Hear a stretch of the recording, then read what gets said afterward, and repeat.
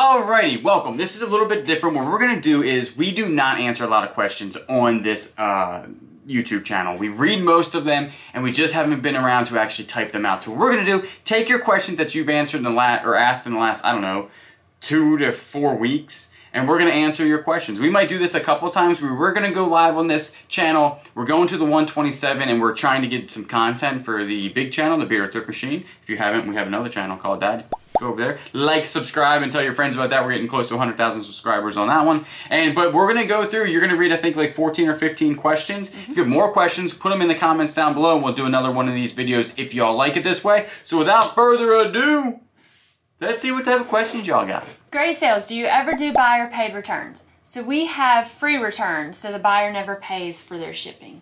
Question, are you opted into the new international shipping program? I hear that it is affecting sellers' sales, that it has glitches. I know that eBay opted my store in automatically and my sales have dropped. Just wanted to know if that is the case for you. Thank you, love the vids.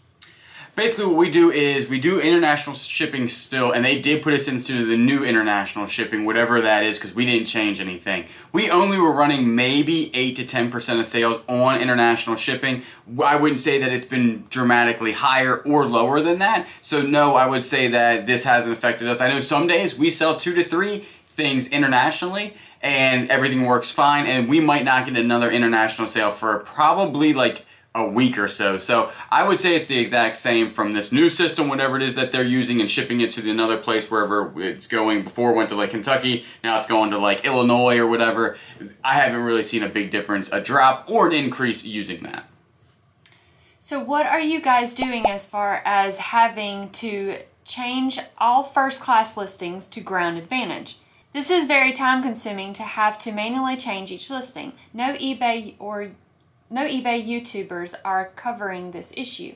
Is there a faster way? Alright, so basically what we're doing when it comes to Ground Advantage, we've noticed that a good bit of them have actually switched over by themselves because we looked at our own listings, and actually some of them still say first class as an option when we're listing them. We don't pick that option. What we're doing is when we sell similar, we go in, we end the item, make sure it says Ground Advantage, and that's been working out. But we have sold stuff that we have not switched to Ground Advantage, and it's going Ground Advantage that was first class. So a lot of ours automatically did it. When we go back in, we have to actually put the shipping in. We have not had an issue where somebody has messaged us and said, hey, this was first class. For some reason, the shipping's not coming up. We haven't had that problem yet. So we haven't switched over. Probably 90% of our store is still on the first class little clicky thing. And we haven't had a problem selling those older items because we just sold 2 hats. I know for a fact that were still first class hats or shipped that way, and they sold Ground Advantage. So I'm not seeing there's a huge difference us having to go in and do it manually, but when we do go in and sell similar, because we do that probably maybe 20 times a day or something like that, we'll go in there and do that. We just make sure that it is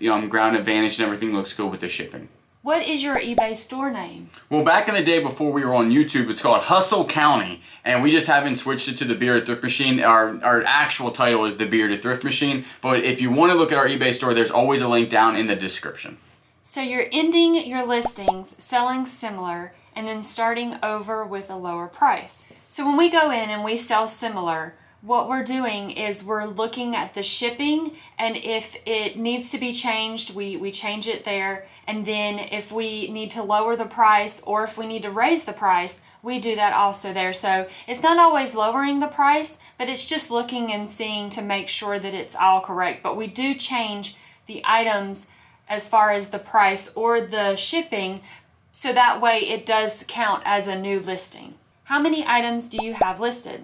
So normally we have 23 to 2,500 items listed. Right now we're a little low because we are going on vacation, so we haven't really been listing a whole lot, but normally that's where we range. She said vacation. We're going to the 127, which is actually a work trip. It will not. If you see us out there, vacation because we're leaving. Yeah, we're going somewhere, but it is far from a vacation. You'll see us out there hustling the yard sales up and down Tennessee. Isn't the custom SKU field only for people that have stores? I don't have a store, so I can't find the custom SKU field. I don't think it is. I think that everybody can have the custom SKU. When you get to the item specific, there's like a little pencil at the top right click that little pencil and then scroll all the way down. Sometimes you have to sit at the very bottom to say like see more or more. It's a little thing at the bottom. Click that and the custom SKU is the last thing on the list. What do you use to inventory and make SKUs for your products? So what we use is a permanent marker and painter's tape, and it seems to be very nice because when you put it on the items, it doesn't rip any paint or it doesn't, mess up the item that we put it on. Also, we use a ton of bins, shelving, sell like items, but we just dropped a video on that. It's the video before this one. So if you want to go see our inventory system and exactly how that's done, it is actually a deeper dive in what we can tell you because we show exactly how we do it. It was the video before this video. When you guys having your own garage sale? So with garage sales, they're always on a Saturday, and that's where we go sourcing and we make videos. So we are probably not ever going to have a garage sale here at our house. Yeah, and I messed up. We usually do go to the biggest garage sale in Myrtle Beach, and it was like, it's in September. It opened July 11th to register. I went on there like July 17th or something to actually put our names down and my dad's names down, and they were already sold out. So we missed that one. We did that one last year. It was a really good time, met a whole bunch of people. I was hoping we could get in this year, and my fault, I forgot what day it was, and we're not in it. So, but an actual garage sale, like Kayla said, we're definitely wouldn't have one at the house because we need to go out there and source the stuff on Saturdays. Where do you get the plastic wrap from? So we get our plastic wrap mainly from Home Depot, and it's over by where the boxes and the bubble wrap that they have. How do you ship your golf clubs? What service do you use? And what is the cost to send them out roughly? Thanks. Golf clubs are super easy. We buy 4x4 by 48 boxes from Uline in bulk. We buy hundreds and hundreds at a time. We cut them to size because the 4x4 by 48 box actually measures 4 by 5 by 49. And you will be charged an extra surcharge by any shipping company with that. But we send them UPS. As long as it's under 48 inches, they don't add the other surcharge on it. So we send UPS and we cut them to size. Roughly, it all depends on the East Coast, west or east of Ohio. Like if you drew a line down like vertically in the Ohio area, it's like only $7.19 for one club. We've had it as low as $6.99 on the surrounding states because it's a 4x5 box. And it's usually 44 inches and it's 2 pounds. A lot of them are less than 2 pounds. It's not a lot are over 2 pounds. Like maybe if it's a heavy club with a head cover, it might be like pretty close. And then if it goes to like California, it can be high as $13 to $14. So that's how big of a difference it is. We do not do a flat charge when it comes to that. You could probably do like 11 bucks and probably lose on some. You would lose on some and not lose on others, but we do calculated shipping. So it's a 4x4 by 48 box cut down to size. Then we use UPS. Hey guys, love your videos. Question, how often would you say you sell things full price even though you have make an offer option? What % of the time does that happen? Thanks. So I would say that it's 50% when people are buying things full price and when people buy the offer. Howdy everyone. Do you guys use AI to verify the authenticity of products? I have been running items information along with eBay listed through Bard and ask for it to provide manufacturing information and current price, used or new. And the results have been surprising. It works great for clothing. No, actually we haven't really been doing that. If we do any type of authenticity, it's through the Check app. I don't think that's AI. I think an actual human may be looking at those pictures, or maybe it is AI and we just don't know about it. But I haven't even heard of Bard before, but we definitely would check it out because we use AI a good bit now when it comes to especially like editing film, cutting film down. And mostly when it comes to YouTube stuff, but we really haven't used it. I know you use it when it comes to the description on eBay, which got us in a little bind the other day. The AI, she said animals, the AI made up animals.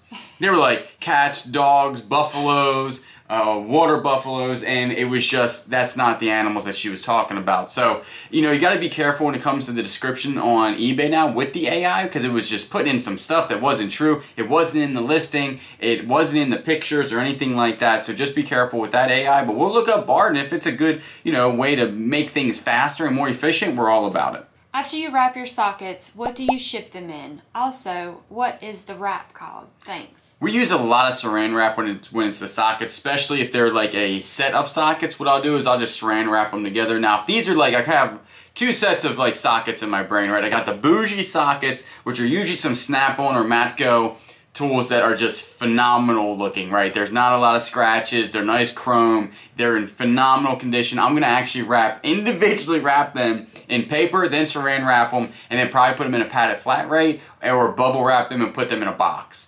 If they are like just Craftsman ones that are already pretty much beat up, I just saran wrap them together. I'll put a little paper around them and I'll put them in a poly bag, or a lot of times because they are over 1 pound and they're going someplace, usually like California. We send a lot of sockets to California for some reason. They'll go in a padded flat rate because that's the cheapest way to ship them. Do you still use the white background for the first photo?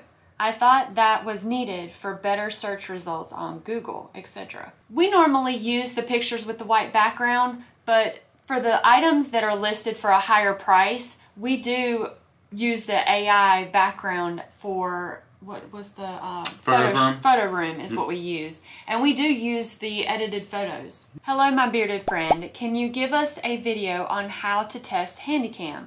I have a couple and they power up, but I'm not sure what all to test to sell as tested. Love y'all's channel, thanks. These are pretty easy. Handycams are tough. If they power on and you can see all the things light up at the very top of them, and then hit the eject button, and that eject works where the VHS or the little tape, it's like 8mm tape, comes out. I have one of those. It's a blank tape. As long as it goes back in and you shut it and you can hit the record button, the stop button, and it rewinds and goes like that, that's all I test. As long as it turns on and does those functions. I've never had one of those with those core functions working that did not record or something was wrong with it. A lot of times if they don't work, they don't turn on. Like, that's where it comes down to, is that you don't need a battery for those. If you actually can plug them into the wall with their charger, you can do all the functions that you need to sell a Handycam. With that, you do not need a battery. I sell 95% of mine without a working battery. When you buy and sell record albums, do you play these records to assure they don't have skips or scratches? In the 70s, I would buy a brand new album and the song would skip, and I would have to physically move the needle of the turntable back into the song. So when we buy record albums, we look and make sure that they don't have any scratches, and if they do, we just don't buy them. Are you a golfer yourself? I'd love to play around with you guys. Laugh out loud. Nice golf sales.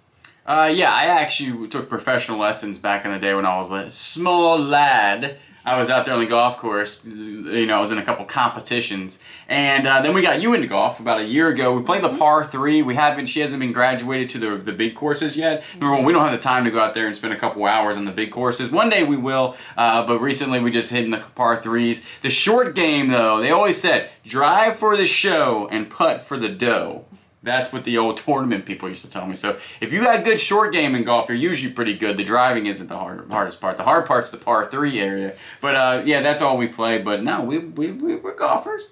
We got a decent. We play with Adams Golf because they have good shafts and they're easy to hit. And we have Cleveland wedges that we use, a Titleist wedge, and then I have I think I have a really good putter. I think I use a ping putter. I think you use a Ray Cook putter. So, but we do golf. Do you offer calculated shipping, or do you just offer a set price for shipping?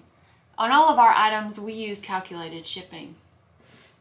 Very few that we do any type of. I did a flat rate for golf clubs for a while, and then the golf club thing got weird. I switched to calculated. I haven't switched back. If you know, if you are experienced in selling one certain item, you could do a flat rate and be perfectly fine. And honestly, you would probably have more sales because it's a flat rate. It's like a $10, whatever it is. Sometimes calculated shows like a big difference and people are like, why is it so much different? But if you know exactly what that item's going to ship for and how much it costs, I'm very good. The only thing that I'm that good at is golf club sales because we've done so many. So I could do flat rate on that, but everything else would be calculated just because we're on the coast. We're as far east as you can basically be. Like, we're on the Atlantic Ocean. So stuff that if you're in the middle of the country, wouldn't be that big of a deal because it's all going to be, you know, centralized and not that big of a difference. It's a big difference if we send something to even New York to compare to Washington State. That's just a huge difference there. So that's why we do calculated shipping, and I mean on like 98% of them are calculated. So if you guys have any more questions, drop a comment down below and we'll do more videos like this and answer your guys' questions.